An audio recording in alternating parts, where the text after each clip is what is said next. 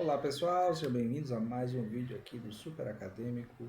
E hoje aqui no nosso cenário provisório, enquanto eu estou com o meu PC com defeito para poder gravar e editar direito para vocês, vamos ver aqui mais um episódio do livro Antropologia Cultural, do Luiz Gonzaga de Mello.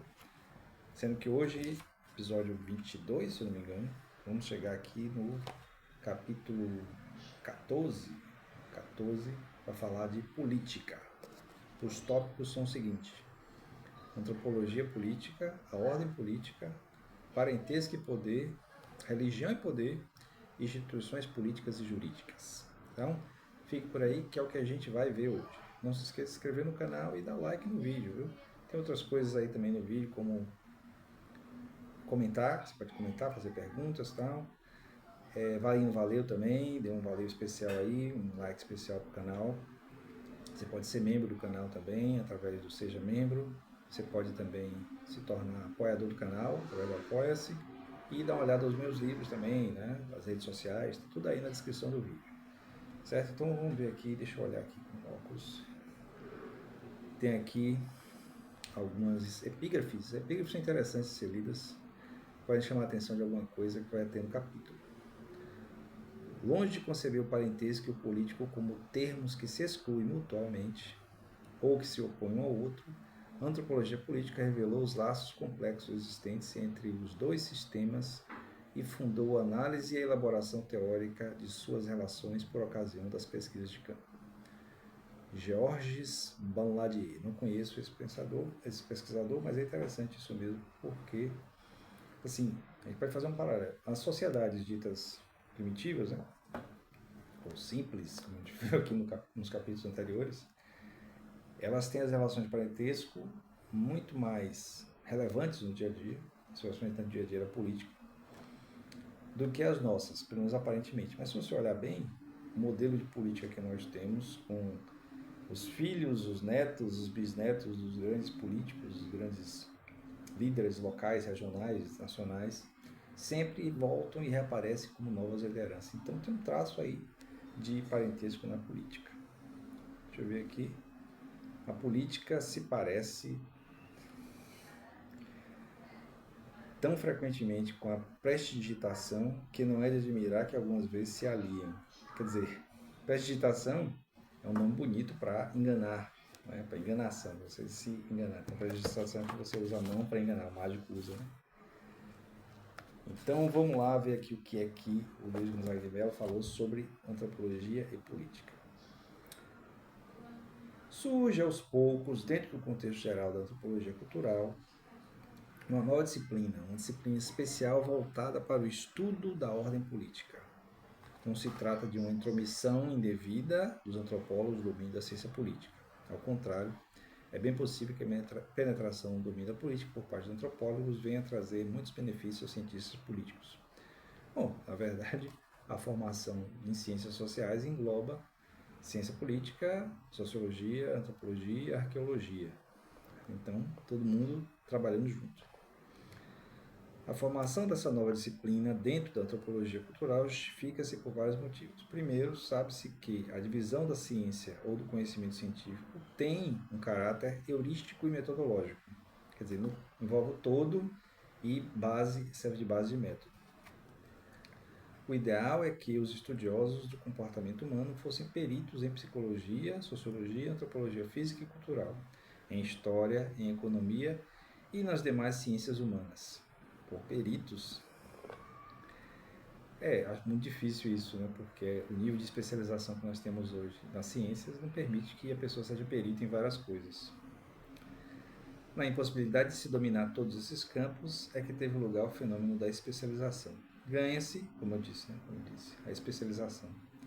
Ganha-se em profundidade do estudo, perde-se em visão de conjunto.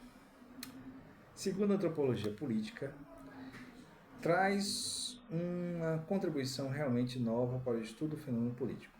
Levanta novas questões e acrescenta uma visão comparativa de fenômeno.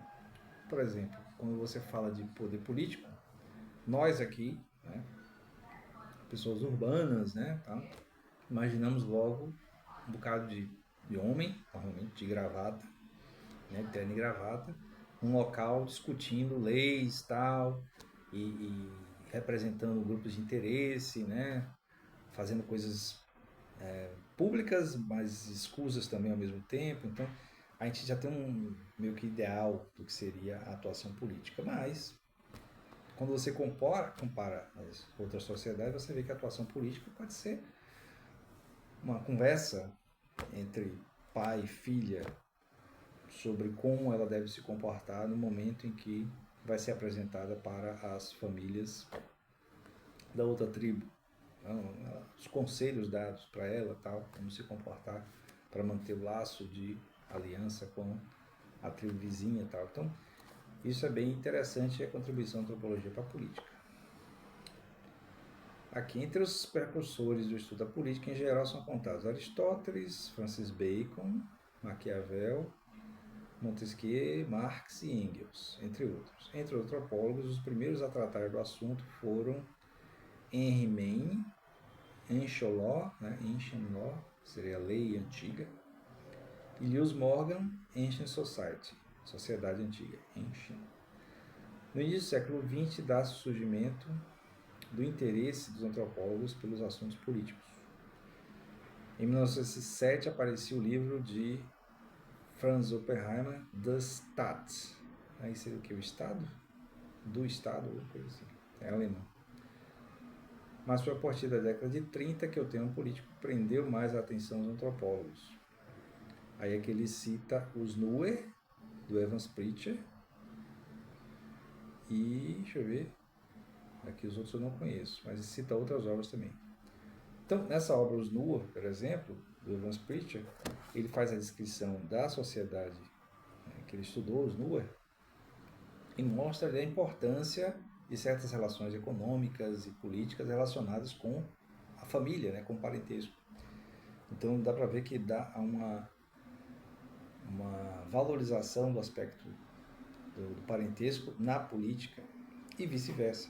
Como eu falei, dá para fazer um paralelo, por exemplo, com, se você é de alguma cidade do interior, por exemplo, deve saber bem, né, daquelas relaçõezinhas entre famílias, políticas, alianças feitas através de laços de casamento, essas pequenas coisas do dia a dia que não parecem política, no sentido de que não é o debate entre homens de terno num local, numa assembleia, mas muito mais conversas, né, durante uma festa, né, durante um evento, e dessas conversas aí é que são tomadas as decisões de muitas pessoas, que afetam muitas pessoas, sem necessariamente ser oficial. Deixa eu ver, para concluir, ele diz assim: a evocação dessas questões sugere finalidades principais que pode visar a antropologia política. Letra A. Uma determinação do político que não liga este último apenas a sociedades chamadas históricas, como a nossa, nem a existência de um aparelho estatal. E B. Uma elucidação dos processos de formação e transformação dos sistemas políticos por meio de uma pesquisa paralela à do historiador. Então, não vai abrir mão do processo histórico, né? Letra C. Um estudo comparativo que abrange as diferentes expressões da realidade política. Então, uma das coisas que metodologicamente a antropologia faz, o antropólogo faz, é justamente comparar culturas. Então, toda a descritiva de um acontecimento, por exemplo, um acontecimento de um processo eleitoral numa cidade, ou processo de transmissão de poder numa aldeia indígena, ele vai traçar aspectos paralelos, né, comparando o que acontece num local e no outro, e vendo as semelhanças e diferenças. Isso é valoroso para o conjunto do conhecimento gerado, justamente porque aquelas pessoas que têm uma ideia meio preconcebida do que seja política, podem ver que é uma coisa diferente, podem ver que é uma coisa muito mais variada, muito mais fluida. Por exemplo, a questão do processo decisório dentro de uma família mesmo, no dia a dia. Então você vê que há uma discussão, há uma imposição, há debate, há consenso, há dissenso, há imposição, há aceitação. Todos esses processos fazem parte da política também. Bom, aí vem um item chamado ordem política. Ele coloca aqui que A primeira observação que se impõe é a de que não existe um consenso entre os autores acerca do que seja, com precisão, o domínio do político. Como eu falei, né? O político está na realidade humana. Todo ser humano é político no sentido de que ele precisa lidar em sociedade com os outros. Isso demanda habilidade política. Quanto mais habilidade política, né, de discussão, de debate, de consenso, menos a necessidade do uso de violência. Essa é a questão. Com efeito, a constatação negativa raramente tem valor absoluto. Na maior parte das vezes exprime tão somente a falta de instituições políticas comparáveis às que regem o Estado moderno. Por causa desse etnocentrismo implícito, não satisfaz. Daí as tentativas que visam a romper uma dicotomia demasiado simplista, que opõe as sociedades tribais a sociedades nitidamente constituídas e racional.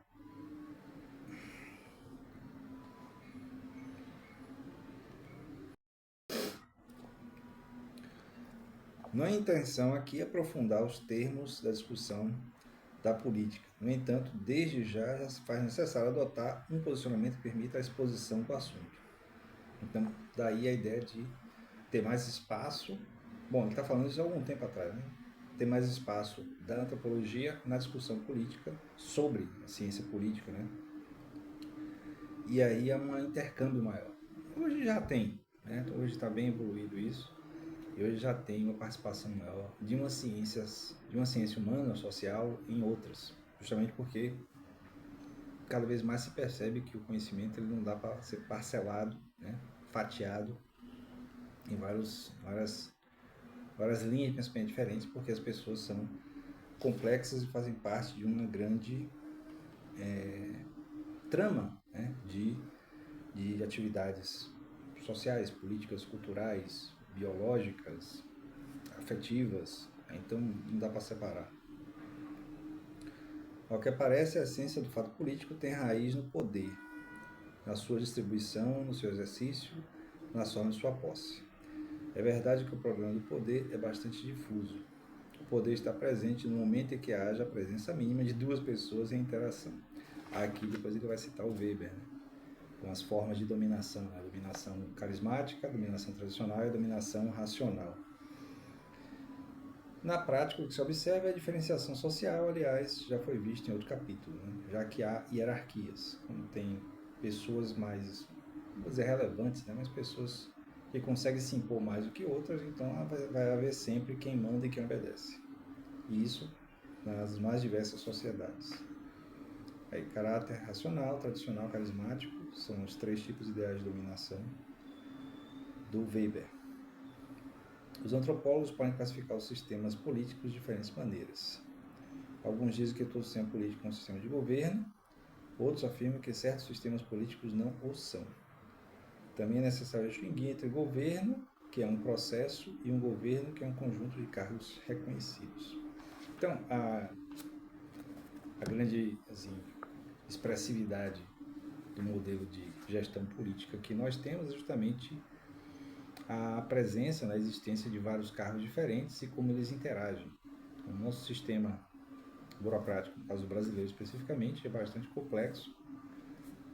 Ele tem várias representações diferentes, além dos três poderes diferentes, as três esferas diferentes, né? Você tem o executivo, o judiciário, o legislativo, você tem municipal, estadual, federal, mas você tem todos os intercâmbios aí presentes entre essas esferas, né, de atuação política, além do dia a dia mesmo. A cidadania, a sociedade civil, os diferentes órgãos de atuação, então tudo isso aí envolve o poder e a política. Aí tem um tópico de parentesco e poder, que é bem interessante, falando das relações de parentesco que representam o poder dos diferentes povos, né? No caso, um povo indígena tradicional idealizado aqui de nossa exposição, você tem lá os mais velhos, né, concentrando o processo decisório, aí você tem os menos velhos mas ainda jovens relativamente, que têm a força para serem os centralizadores das decisões, digamos, familiares, né? São os líderes dos caçadores, líderes dos agricultores, tá? Que tomam as decisões de com quem a filha vai casar, tá? Aí você tem os jovens, né, que tem que atender às demandas das pessoas mais maduras, e aí essas demandas servem para a formação deles, na participação da política depois. E aí tem a passagem de fases, né, os rituais de passagem e tal. E aí você tem as crianças, né, que devem aprender observando o comportamento dos adultos, dos mais velhos. Então, na nossa sociedade, provavelmente, né, ocorre coisa similar, só que com, com momentos diferentes. Então, na nossa sociedade, a criança é vista de um jeito tal que, quando ela aprende, especialmente na escola formal, ela vai se tornar um cidadão, um atuante da economia, contribui tal.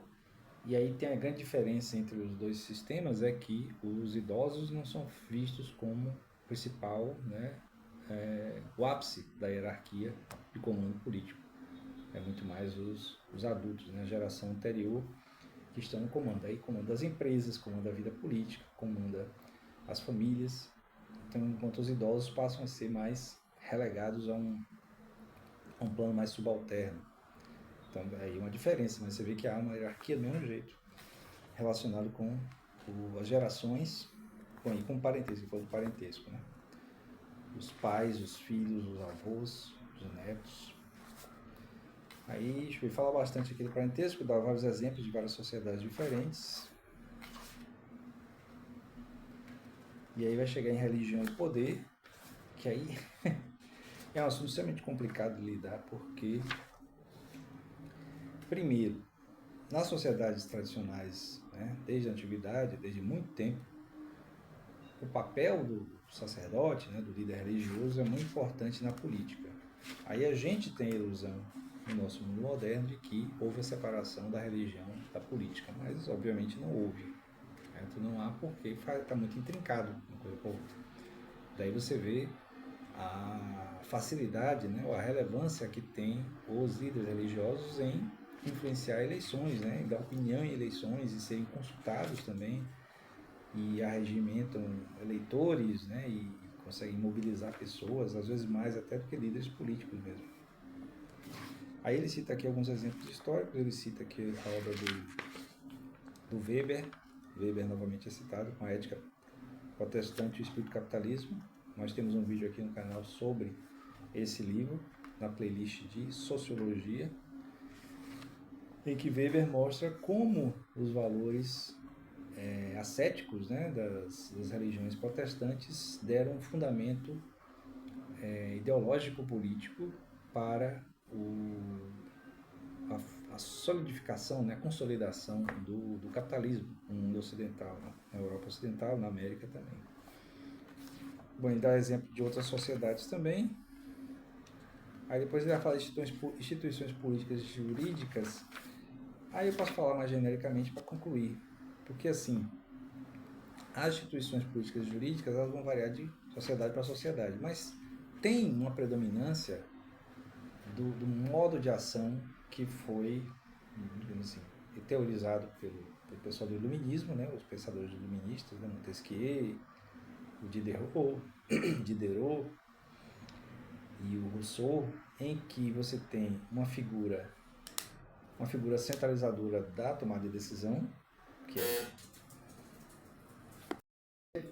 seria o executivo, depois o judiciário seria quem toma a decisão após o efeito, né, de alguma coisa sendo feita na sociedade, e quem constrói as decisões, né, quem gera as leis, as regras, seria o legislativo. Então seria o básico das instituições.